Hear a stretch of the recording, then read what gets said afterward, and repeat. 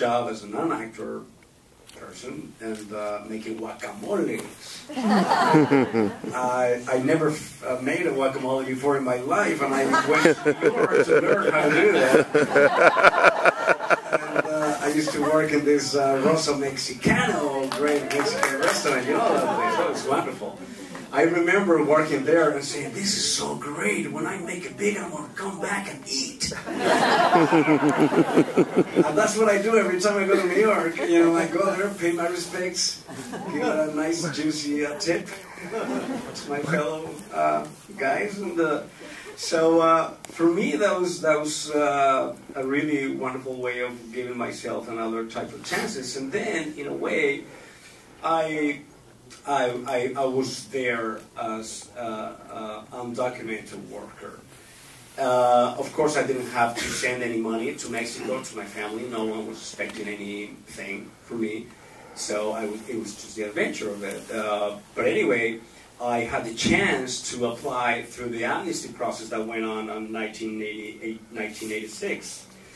That's exactly why I became 7 years ago an American citizen, because I wanted to be able to vote and try to mean something, you know, when absurd laws against this extraordinary community of human beings happen in this country. And so, but besides having been working or have worked before as an undocumented worker, I talk to them all the time. All my paisanos, I see them every day, everywhere, in any city in the United States. And we talk and talk and talk and talk. They all seen, they have seen my films in Mexico, so we talk about films and all that. And have they seen this film? They have seen this film, you know. It's really weird because my paisanos don't go to movies. They work so hard. These Carlos Galindos don't have time to, okay, I finished working, let's go to the movies. They want to go straight to the sofa or bed, wherever they're gonna take some rest. So they don't have the time to do that, but they do rent the film. Now that it's out in DVDs, they have, I didn't tell you that, but in the last couple of weeks, I've been getting all that all the time, you know, about, oh, I just saw that film, blah, blah, blah, blah, blah. And of course, for me, it's not only a joy to encounter a script like this, a director like Chris Weitz. That's just too much luck.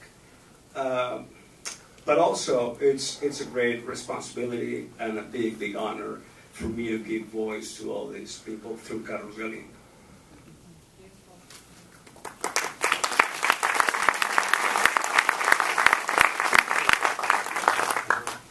You didn't set out to make a political film. I'm going to venture a guess.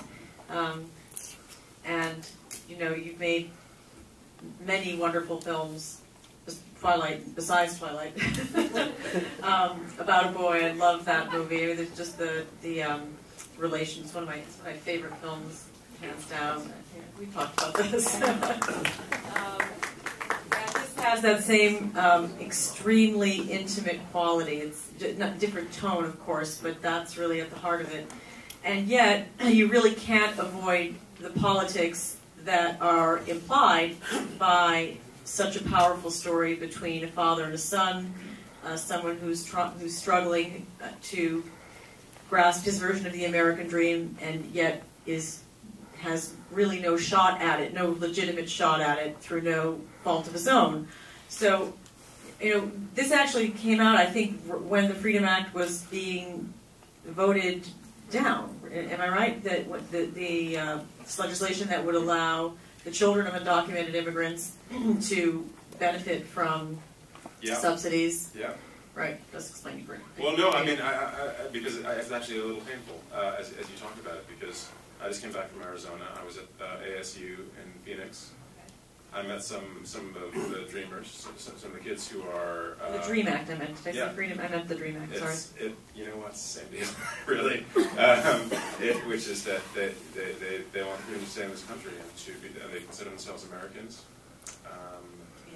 And they want to keep on learning, and they want to contribute to this country's future. So, as you're speaking about this, the reason I was kind of grimacing is I was thinking that the DREAM Act was initially championed by John McCain, that there were 23 Republican senators in favor of it 2 years ago. Now there are none.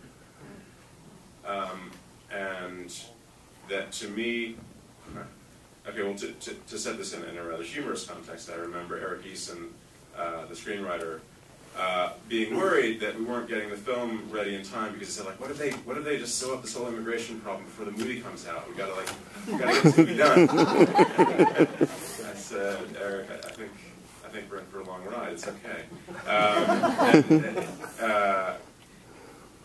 And in a way, it becomes more timely every day. But especially now, when politicians are using the illegal immigrant as a kind of scapegoat figure, as far as I'm concerned, with Osama bin Laden dead and Al-Qaeda weakened, who are they going to pick on? And the reason I say this is because what's being presented to me is a fraud, which is to say, imagine two circles. One is the circle of the 11 million undocumented workers in this country, and another is the circle of people who've lost their jobs because of the subprime mortgage crisis. Those circles don't really intersect, and their jobs are not being taken by the people who are working in meatpacking plants, in picking fruit, in elderly care, and in fact, big businesses want illegal immigration to continue because they've got a workforce the size of 3.5% of our entire country that they can exploit, who are afraid to stick up for themselves, and who lower the wage base of the entire country. In 1986 was the last time we really had a wide progressive immigration reform act in this country, and it was during a recession, and it was under a Republican administration, and it worked. It worked for a while because people with a path towards citizenship want to invest in their own businesses. They want to invest in schools. They demand better pay, which means that everybody gets better pay. So this is hypocrisy, what's going on. And I wrote a little article a while ago about when Herman Cain was talking about his magical electric fence. And I basically asked, where do you get your pizza toppings from? Because the meatpacking industries and the agriculture industries are largely supplied by immigrant labor. And we don't want to do these jobs because we're neither physically, mentally, nor spiritually cut out for it, to be honest.